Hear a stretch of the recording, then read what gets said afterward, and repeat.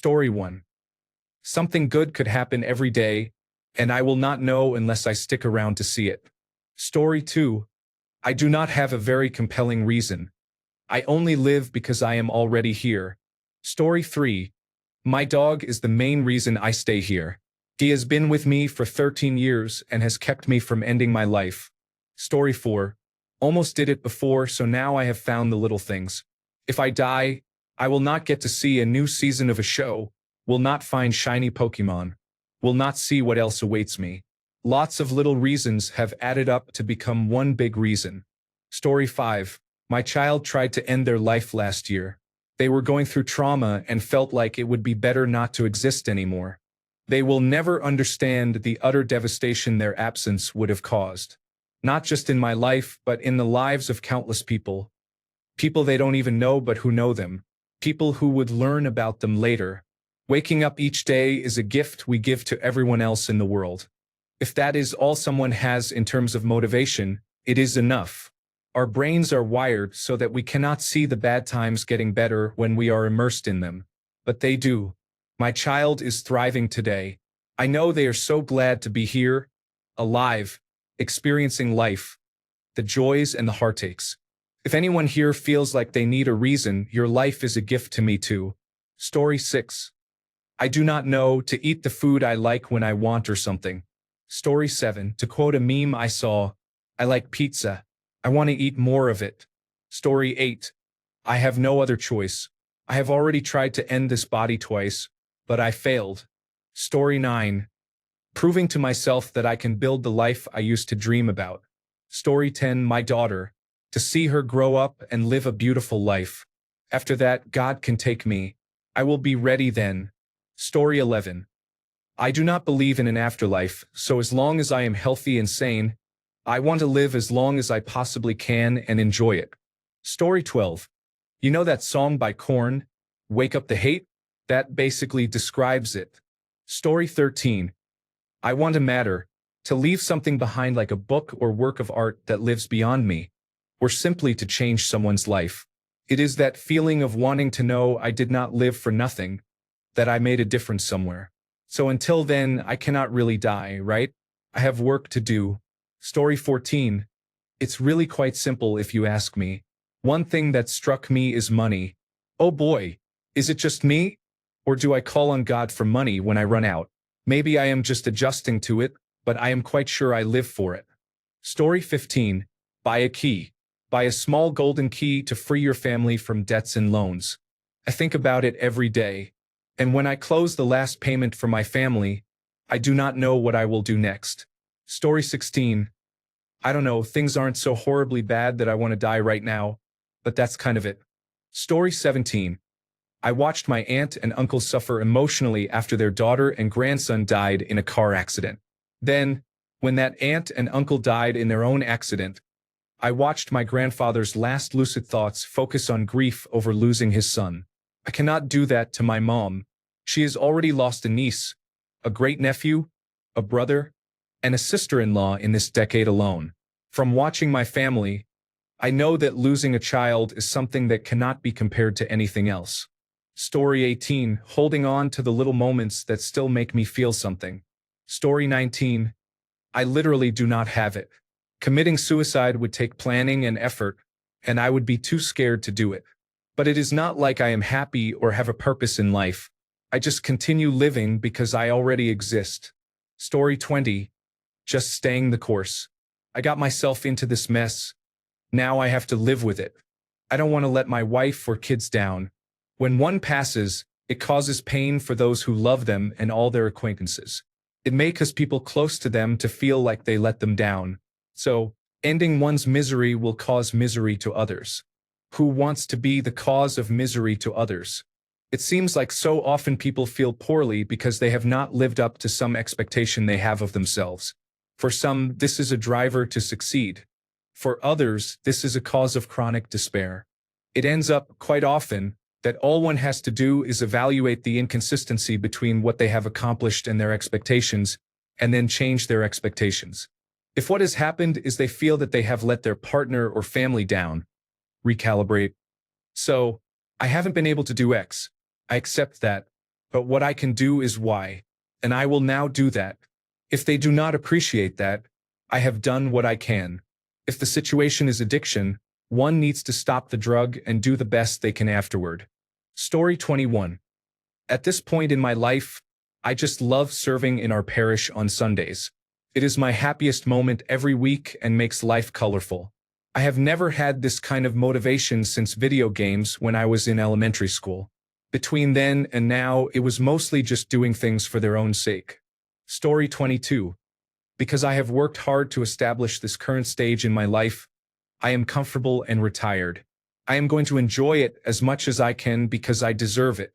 I tried to end it all at 17 when I really knew nothing. I am still here at 64 knowing a little bit more. Wishing you all some comfort and moments of joy. Story 23. This is another public service announcement brought to you, in part, by Slim Shady. Slim Shady does not care what you think. If you do not like it, you can leave. Little did you know, upon purchasing this album, you have just kissed his rear. Slim Shady is fed up with your nonsense, and he is going to take action. Anything else? Yes, sue me. Story 24. Curiosity. Hate. Serotonin. Oxytocin. Endorphin. Solidarity. Defiance. Story 25. Right now, I have no motivation. I am disappointed that I ruined my life and devastated that I ruined my wife and kids' lives. I don't deserve to be here anymore. Story 26. Sometimes you just need to stay alive out of spite for the haters. You can never let them win. Story 27. Curiosity. I want to see what happens next in technology, in society, and in my own life. Story 28. One day I will be able to wake up debt-free to a wife, a child, and pets in a home that we own. I will make us coffee while listening to the sweet sounds of Emily Haynes and the Soft Skeleton. After breakfast, we will take a wonderful drive to the coast and spend the day just being. Come home at dusk when it is starting to get cool. Get the child ready for bed, make some snacks, and throw on the Princess Bride. Wife and child fall asleep while watching the movie, and I will get to just sit back and say to myself, it was worth it. Every bit of it. Getting through it, the time, the hard work, the pain, the loss, the mistakes, the grief. It was all worth it to get here, to this moment. This is what keeps me going. Story 29. Existing is a marvel in itself. I am going to live this life. It is hard sometimes. But I really think you just have to accept that life is hard. 2. Find out what makes you happy and do that more. 3. Do not take nature, our planet, and the universe for granted. It is amazing. Also, technological advancement is accelerating rapidly, or so it feels. I do not think we can imagine what will be technologically possible 10, 15, or 30 years from now. I am excited. Get out in nature. Relax. Listen. See. Smell. Taste. Story 30. All I have to do is keep working and go one day at a time until I get cancer, heart disease, a stroke, dementia, or another illness. It will take care of itself eventually, so I do not have to do anything or be dramatic about it. Story 31. I have desired death for a long time. The reason I continued living was my sense of responsibility toward my family. It may seem noble at first, but it becomes distorted when it leads to neglecting and damaging myself completely for their sake. Because of that, I've always pushed forward, not because of hope, joy, or self-love, but because of a contorted sense of duty, more like drifting away without a goal. Mental health is something we know very little about. It is not something you can ignore, separated, or isolated from yourself and your body. I learned this the hard way. Because of my characteristics, I wore myself down to the point of manifesting very debilitating and severe physical symptoms. Just as when you get cut, you bleed, your mental health affects you, how and what you are, and your body, even to the point of suicide. Some people choose suicide because they hope for something better, but their desperation is so great that ending their suffering seems like the only relief. For others, there isn't a choice. Using my example, as you get cut, you bleed. In the same way, under certain conditions, people resort to suicide like a physiological phenomenon. I can say this because I've experienced it. What I'm doing now is simply postponing my end. Just living another day. Maybe something will change. Living, we make connections that link us to life. Some may be lost over time, but we will always make new ones. Now, I want to share with you a piece from a book I love that showed me new perspectives. An adult called Keiki speaking to a girl named Sengoku. Sengoku, I love money, because money can stand in for anything, can substitute for anything under the sun. It's a trump card. You can buy things, you can buy life, you can buy people, you can buy hearts, you can buy happiness, you can buy dreams. It's very precious, yet not irreplaceable. That's why I love it. Conversely, I do hate irreplaceable things. I can't live without this. I live only for that. I was born for this. Scarcity value really bothers me. Does getting turned down by Araragi really make you worthless? Was that your only goal? Was that all you wanted out of life? Listen, Sengoku. Listen, Sengoku, I said again. A certain fool is taking care of the tiresome task of dating Araragi for you. So put him in the rearview mirror and find your own tiresome task. You probably have all kinds of other things you want to try or do. Or you did, right? Things I want to try, things I want to do. Was it so painful that you just abandon everything? Really? Was there no high school whose uniform you wanted to wear? No monthly magazine whose new issue you wanted to read? No new season of a TV show or new movie that you were excited about? Sengoku, was everything other than Araragi just irrelevant nonsense to you? Didn't you love your parents, those good, law-abiding citizens? Was everything other than Araragi just trash in your internal top 10? No. Then why? Why does Araragi get such special treatment? Is he your avatar or something? What would you know, Mr. Keiki? You don't know a thing about me, Mr. Keiki. I've done some poking around. But you're right. I don't know anything, nothing important anyway. You're the only one who knows anything about you, which is why you're the only one who can value you.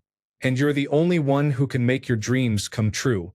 That didn't work, so let's try this instead. You think that kind of half-hearted approach is acceptable for human beings? Sengoku asked. My answer was somewhat garbled by the blood I spat out along with it. Of course it is. We're only human, after all. Nothing is irreplaceable, nothing is immutable. For this girl I know intimately, her current love is always her first love. She acts as if she's never really fallen for anyone before. And that's the way it should be. Anything else would be no good. There's no such thing as one true love or an irreplaceable thing. Human beings, because they're human, can always try again. They can always buy it again. Story 32. Honestly, I probably would have ended my life a long time ago if I did not have family dependent on me. No, that is not a cry for help. I am just old and tired of watching reruns and reboots of the same thing. Story 33. My favorite series releases a new chapter every Sunday. It gives me something to look forward to each week. Do that with enough things, and eventually it builds to you looking forward to each new day. Story 34. I still do not know what the One Piece is. I can die happy after that. Story 35. Sometimes curiosity about what comes next is like a good book. Usually it is just spite and a refusal to lose. Story 36. My family, I want to spend as much time as I can with them because they are the most precious thing in my life. Story 37.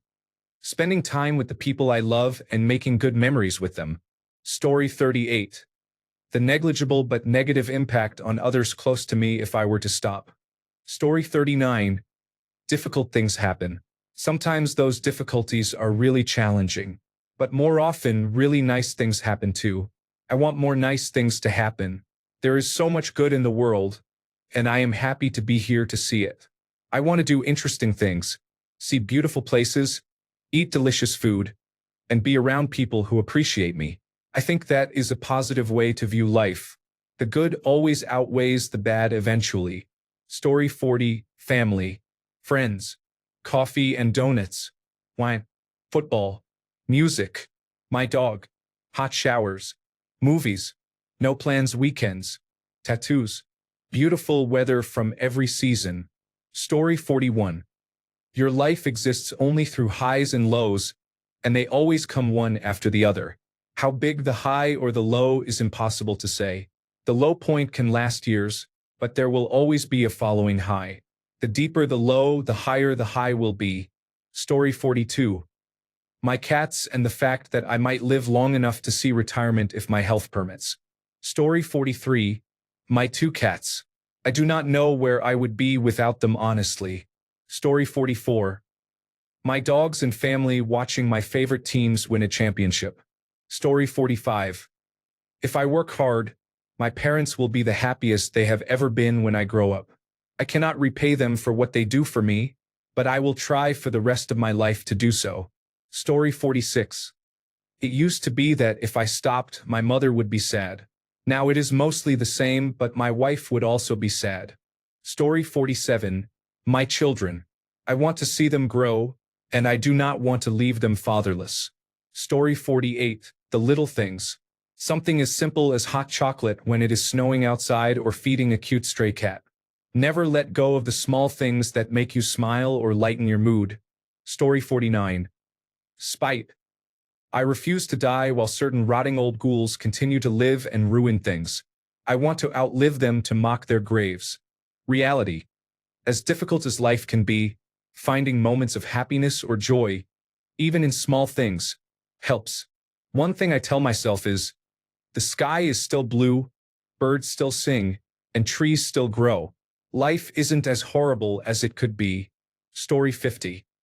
Becoming fluent in Japanese, visiting my bucket list travel spots, seeing my locks flourish, and enjoying time with my cat. Story 51. Looking forward to good moments or things. No, really, when life gets hard, I remember that the Terraria board game will eventually come out. Story 52. Wine country in the redwoods by the coast next to the Golden Gate Bridge. There is paradise. And then there is California. Worth every penny. Wake up thankful every day of my life in a state where your body, freedom, and voice matter. Story 53. I thought you just did it to do it, like it is programmed in you not to want to die. Story 54. My work as a writer and reader is important to me. I have plans for more stories, poems, and most importantly, novels in my later teens. My music and painting also matter, but not as much as my writing. Story 55. I keep going because there is nothing else worth doing. Life is messy, painful, and ridiculous. But there is beauty in watching it unfold, in shaping it where I can, and in the little wins that actually mean something. My daughters, the people I care about, and the chaos I can control. That is why I am here. To endure, to outsmart, to leave a mark, even if it is just mine. Story 56. I have none. Then again, I have no reason to die either. It is not that I actively want to die, but the thought of death does not scare me. Basically, I am fine with losing my life at any point, even if it is not something I am actively contributing towards. Story 57. The person who abused me several times as a child is living a better life than I am. If I die, no one else will know he is a pedophile. If I die, he wins. Story 58. Finding those rare moments that make the chaos feel worthwhile. Story 59. My daughter and wife. The last time I said something like this, someone inappropriate in the forum made a sexual comment about my wife and daughter. I made a complaint to Reddit, but they never responded. It is unbelievable how some people behave. Story 60. The fact that I have no reason to not want to live. I know that I am lucky in that. Story 61. Discipline hits harder than motivation. Well, honestly, I may not always feel motivated about life as a whole. I can only choose to engage with things that matter to me, like learning, creating, and connecting with others. Discipline helps me show up every day, and the small moments of progress and meaning are what make life worth living. Story 62. I am genuinely excited about how my future will turn out, and also about the future of my loved ones. Story 63. My children, my students, and the positive difference I make. Story 64. Curiosity about the unknown. Reaching my potential. Making my mother proud. Story 65. Family, friends, and the sheer enjoyment of life. It is pretty good. Story 66. Food. I love food, coffee, video games, trail riding, smoking good weed, and vacations I have yet to take. The list goes on. I want to live before I break my body at work. Story 67. Honestly, I don't have much right now, but I'm looking forward to the future when I will find motivation to live. I need to take care of many issues, do more self-care, and develop my social life, which I think are the causes of my depression. I often experience intrusive suicidal thoughts. I haven't seriously considered it since early this year, but sometimes, seemingly out of nowhere, they come. And the scariest thing is that for those short moments, it sounds like a good idea. Overall, I don't have much motivation, but I'm looking forward to the future. So improving and the future are my motivation. Story 68. I have none. I will not take my own life, but if something happens, I will not fight it. Story 69. Spite. I am mostly joking. In reality, there are many things I wish to do in my lifetime, both big and small, and I want to accomplish them. I spent much of my childhood burdened by a lack of self-confidence and significant, mostly self-inflicted pressure to do well academically. As a result, I did not allow myself to indulge in dreams that seemed silly until I was in high school. Even then, it took me a couple of years to permit myself to have goals considered useless, those without benefits beyond joy and having fun. Story 70. Undiscovered scenery. Actually, I am depressed with most people, but nature always makes me feel the meaning of living. I hope I have a chance to explore more of the best sides of the world. Story 71. I just wait day by day for something good to happen to me. That day will probably be either a very long time from now or never. Story 72. I really don't know. I think it is at my subconscious level that it says, what if you are not living? Then there is nothing. I mean to say, life is a gift, an opportunity, an experience, because if I die at any moment from now to within the next 50 years, I stop existing. Forget all the religious fantasies for a minute. Just imagine if one dies now, it is nothing, nothing at all, and the world will move on, the universe will go on, families will move on. Everyone except your mother will grieve. So live. Live it with all you have got. What have you got to lose anyway? Life is my greatest motivation, I think.